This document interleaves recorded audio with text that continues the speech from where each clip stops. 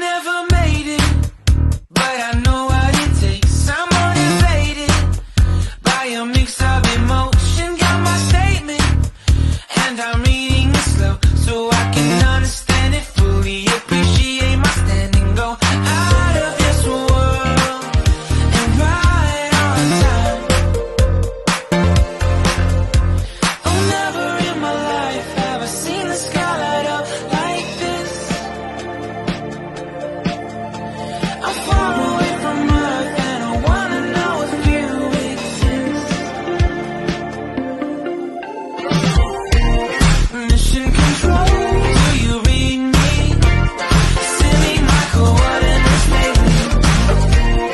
Mission control, am I drifting? Tie me to someone who will love me, yeah. Wait, I think I'll last a bit longer. Fine, I'm not. Welcome everyone. Welcome everyone. Welcome everyone to another Ref Brandon and the Todd Family YouTube video. Wherever you are, whatever you may be doing, thank you so much for making Ref Brandon and the Todd Family part of your day. We always greatly appreciate it. Today I'm going to be previewing all the great college football action on tap for week number 7 in college football. But before I talk about all those games, let me first say that in case you did not know, it was 14 years ago yesterday that Dabo Swinney took over as the head football coach of Clemson. And 14 years later and 156 wins later, he is still the coach. And a lot of people thought it was a bad idea when he took the job because he had no prior head coaching experience, and they thought it was a bad idea for Terry Don Phillips to offer him the job. Of course, he was initially offered the job on a interim basis, and very few people, if anybody, is going to say, no, I don't want that job. If somebody comes to you and offers you a head coaching job, even if it's an interim basis, you're going to say, yeah. But Terry Don Phillips has, of course, since retired as the athletic director at Clemson, but he said he just had this gut feeling that Dabo was going to be a great coach. He was the wide receiver coach at Clemson, but he was actually out of the game of football for a while selling real estate. And then he was hired to become the wide receiver coach.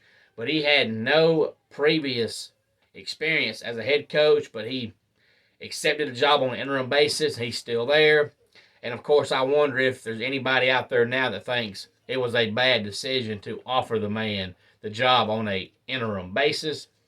And then I'm sure all the people that paid extra money for Amazon Prime Thursday Night Football this year probably feel like they got shafted, because for the most part, these Thursday night NFL games have been absolutely terrible. You had one the very, very, very first week, but that was not a Amazon Prime game. That was a nationally televised game. But the last few Amazon Prime games have been terrible. Last week you had the 12-9 game. Last night you had the 12-7 game. And I know it's not the NFL's fault, because when you schedule these games, of course you schedule these games ahead of time and you're expecting a close game. And a lot of times you go by what you think the teams are going to be. Like last week you had the Colts and you had the Broncos, and you would think with the Colts adding Matt Ryan and still having Jonathan Taylor, and the Broncos adding Russell Wilson, that both teams would be pretty good. But so far, for whatever reason, Russell Wilson in Denver just has not worked out. Now, of course, now they're saying he's been playing injured, but that didn't get talked about until after he struggled again last week. But so far, it's just not worked out. Geno Smith is putting up phenomenal numbers in Seattle now, and Russell Wilson is struggling in Denver. But they should have known ahead of time that last night's game was not going to be good. I don't care if you scheduled that game last week, last month, or last year. The Bears suck and the Commanders suck. So there's no reason why they should look at that game and say, you know what? Well, that'll be a great Thursday night game. Well, that's two great football teams right there. Nobody in the world thought that. So they got what they deserved last night. But last week's game, looking at the schedule ahead of time, you would think the Broncos and Colts would be a good game. And it was a good game, but because both teams sucked. But the good news about last night was there was a college game to compete with the NFL game, and it was much, much, much better. West Virginia gets back to 500 on the season by defeating Baylor 43-40. They made a 22-yard field goal with about 30 seconds to go in the game to go up 43-40, and that was the final score. And I said in yesterday's video that this is one of those weeks where you look at the college football schedule and you say, yep, I know why I'm a college football fan. There is 6 games tomorrow that feature 2 ranked teams facing off against each other. Now, the majority of them are at 3:30, so there's going to be some good games at 3:30 tomorrow. But there's not a whole heck of a lot of, I would say, great games this week. But you have the greatness of the games that are on are going to be competitive. But outside of the majority of the games where 2 ranked teams face each other, there's just not a lot of good games on. But it doesn't matter because most people, if not everybody, is going to watch a game with 2 ranked teams over a game with 2 unranked teams. But tomorrow at noon, we have the first of our 6 games that pit 2 teams off ranked against each other when Penn State travels to Ann Arbor, Michigan to play the Michigan Wolverines. Penn State comes in number 10 on the season, and Michigan is number 5. This will be the Fox Big Noon kickoff. This should be a great game. I have a feeling it's going to come down to the wire, only because the Penn State games normally do. Almost every single time Penn State plays another ranked team, it comes down to the very, very end, and they either find a way to win or they find a way to lose. This game probably no different, but it should be a good game and a great start to our Saturday in the world of college football. And a couple of other noon games that probably nobody's going to watch because of Penn State and Michigan. But we have Auburn at Ole Miss. And then we have Kansas at Oklahoma. And believe it or not, last I checked yesterday, Oklahoma is favored in this game. And I don't know why in the world they're favored when they have looked absolutely pitiful the last 2 weeks. But as of yesterday, they were still favored by about 7 points. Speaking of Oklahoma, they're already saying that Oklahoma is a 12-1 odds favorite in hiring former Carolina Panthers coach Matt Rule. I don't know if they're saying he's going to be the offensive coach or defensive coach, but obviously he's not going to be the head coach with Brent Venables being in his first year there. 3:30 tomorrow, we have Vanderbilt going up against Georgia. I've said it now for about a month, and I'll keep saying it, that we really won't know and don't know how good or bad Georgia is until they play Tennessee and Mississippi State. Tomorrow is just another look ahead and automatic win as they march toward the Florida game coming up in 2 weeks, which I don't think will be very hard either. I've seen nothing this year about Florida on either side of the ball that impresses me. Anthony Richardson will make 1 good throw and then about 5 bad throws. And then as far as the ranked games tomorrow at 3:30, we have number 3, Alabama, going up against number 6, Tennessee. Tennessee announced earlier this week that they are going to wear all orange, including a orange helmet. The last time they wore this helmet was back in the 1930s when, oddly enough, they played Alabama and beat them 21-0. And I might sound a little biased, but I like the color orange, so I think the color of the helmet looks awesome.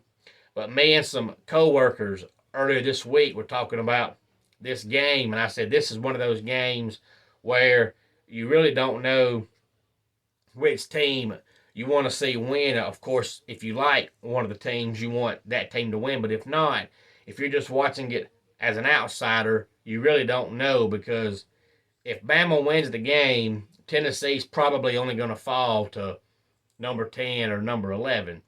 But as much as the media loves Alabama and is highly ranked as Tennessee is right now, if Tennessee beats Bama, they're probably going to jump Tennessee all the way to 2 or 3, and Bama's probably going to fall to about 5 or 6. And then you're going to have Bama right up there, still in the top 5, even with one loss. But still no confirmation on whether or not Bryce Young is going to play. Nick Saban won't tell you, and you can't really go by what you read, because one article says he's going to be out for the year, one article says he's day-to-day, one article says he's 2 to 3 weeks, so you really have no idea, and we probably won't know until 3:30 tomorrow afternoon. And then we have number 8, Oklahoma State, against number 13, TCU, another 3:30 game. And then the last 3:30 game that pits 2 ranked teams up against each other is number 15, NC State, and number 18, Syracuse. Syracuse is still undefeated so far on the season. Now, NC State, if you did not know, actually lost their quarterback, Devin Leary, last week. And as good as Devin Leary is, NC State's wide receivers have been a no-show all year long. They might as well play with tight ends and running backs and no receivers, because they're just not doing anything whatsoever. Thayer Thomas has been there since the 70s, and he's always been really good, and this year he's just been non-existent. And Devin Leary could not run at all. This backup, Jack Chambers, is actually a really good runner. They've already said that Jack Chambers is going to play tomorrow, but they have not said how long Devin Leary will be out. But since Devin Leary cannot run and their receivers have been a no-show, they may actually be just as good with Jack Chambers, even though Jack Chambers does not have the talent Devin Leary does. But Jack Chambers is a transfer quarterback from Charleston Southern, and he ran the spread there and threw the ball all over the field, so he's used to throwing the ball. But when he came in last week after Leary got hurt, he threw a couple of passes, and they just looked flat out pitiful.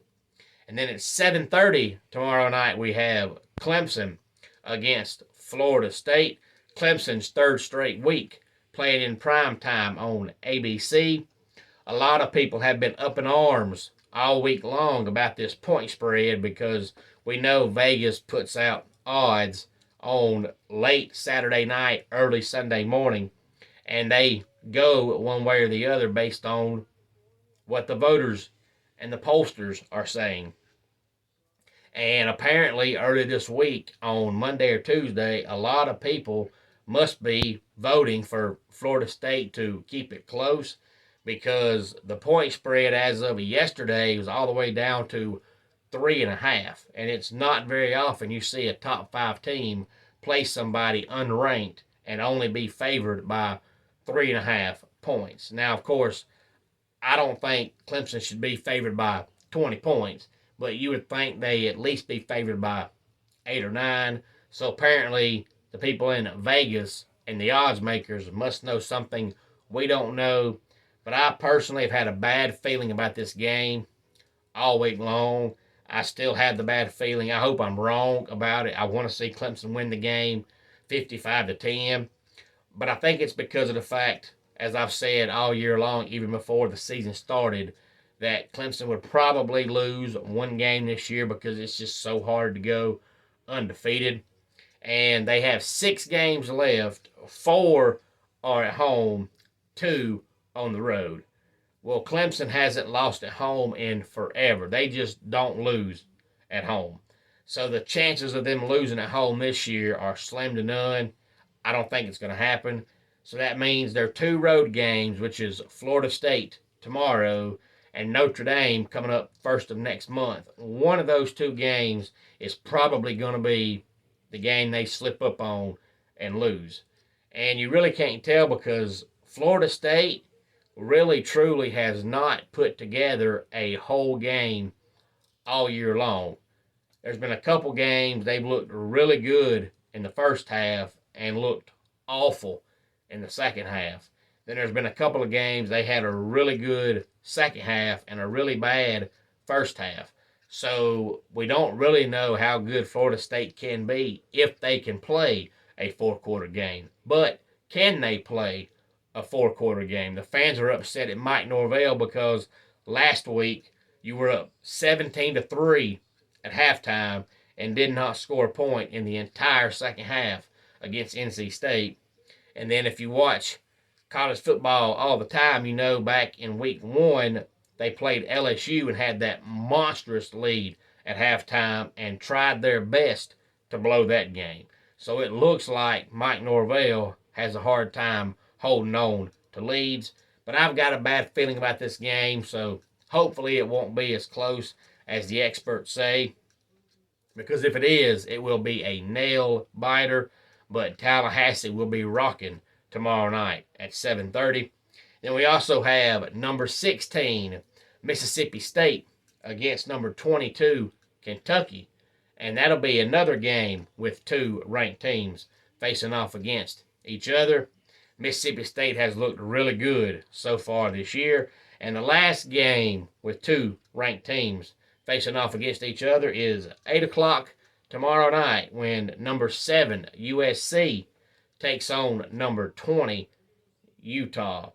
And outside of all the games I just mentioned, you can look over the schedule and there's just not a lot of good games. But it doesn't matter because when you have 6 games that feature 2 ranked teams facing each other, that's really about all you need. It's going to be hard at 3:30 unless you've got a man cave to watch Bama, Tennessee, and Oklahoma State, TCU, and NC State, Syracuse. But of course, I've got wrestling tomorrow night, so I will record all the games and watch them sometime coming up later on next week. But if you're going to be at home watching the games live, unless you've got a man cave, it's going to be hard to watch all 3 games at one time. I think they're all 3 going to be very, very, very good games.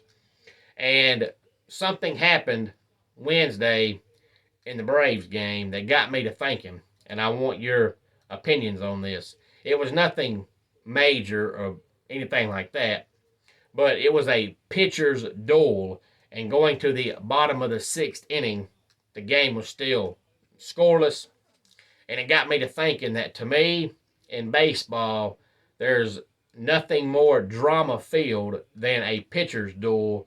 Same way in college football. You can call me old school if you like to. I know most people like games with the score from last night's game where the Mountaineers won 43-40, where it's a shootout, both teams going up and down the field. But to me, if you want drama, you need a football game where both teams have a defense that dominates, and it's 4th quarter, and it's 8 minutes to go, and it's 6-6. Because to me, in a high-scoring game like last night's game, there's no drama in that because you know all you got to do is go down the field because you're going to score. If you get the ball last, you can go for 2. They ain't going to stop you. But when it's a pitcher's duel in baseball or a low-scoring defensive slugfest in football, to me, that's drama. Because if you have the ball, you know if you can just by some chance put the ball in the end zone one time, you're probably going to win the game. But the chances of you getting a touchdown are not very good when all you've done the whole game is kick a couple field goals and punt the ball. So do you try to do something different try to run a trick play. If it backfires, they get a pick six or maybe a scoop and score, and you lose the game because of that? Or do you just try to play good defense and maybe get one late field goal, win the game? To me, that's drama. To me, that's more drama than a high scoring game where both teams just go up and down the field and score. So, what do you think has more drama? Is it a defensive game where both teams just cannot move the ball? Or is it a game like last night where both teams just go up and down the field? Because to me, that's not drama, because it's just touchdown, touchdown, touchdown, touchdown, touchdown. It's fun, it's entertaining, it's exciting, but it's not drama. And when I'm watching a baseball game or a football game, I want drama. And drama to me is when the offenses can't score because the defenses are dominating, and you got to try to figure out a way to get one more score late in the game, even though scoring has been hard to come by. And there's a big difference in a defensive game where you just can't score because the defenses are good, and a game like last night in the NFL game where the defenses weren't good. It's just you had two offenses that suck. It doesn't really count when it's that way, because that's not drama. That's just teams that suck. I'm talking about two teams that are good, that usually have a good offense, that can't move the ball because the opposing team's defense is doing so good. I'd love to hear your thoughts on this. Let's go ahead and get our dad joke of the day in here. I have a joke about chemistry, but I don't think it'll get a good reaction. And that wraps it up for today's Ref Brandon and the Todd Family YouTube video. Until next time, it's Ref Brandon saying, just like in pro wrestling, life can be over by the count of three. Tell your friends and family how much you love them. Bye.